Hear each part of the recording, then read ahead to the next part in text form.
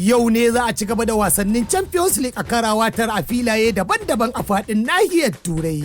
Daga ciki Real Madrid ta je Atalanta a fafatawar da za ta yi a Italy. Kuma wannan shine karo na uku da za su yi a tsakaninsu a gasar nahiyar Turan. Wasu daga cikin wasannin da za a yi zuwa anjima. Salzburg da PSG, Shakhtar Donetsk da Bayern Munich. Sai wanda Liverpool ta je Girona a Sifaniya kuma karan farko da za su kara a tsakaninsu. A wani labarin kuma, 'yan wasan Real Madrid shida ne daga cikin fitattu 11 kwallon kafan duniya na Pro na 2024. Cikinsu har da Kylian Mbappe wanda ya koma Sifaniya a bare daga Paris Saint-Germain. Sai dai babu Lionel Messi da Cristiano Ronaldo da Mohamed Salah a cikinsu. An dai zabo 'yan wasan ne bayan auna kwazon da suka yi daga ranar 21 ga watan Agustan 2023 zuwa 14 ga watan Yunin 2024. Haka kuma sai dan wasa ya taka rawan gani a manyan wasa sama da 30 kafin ya samu damar shiga cikin fitattun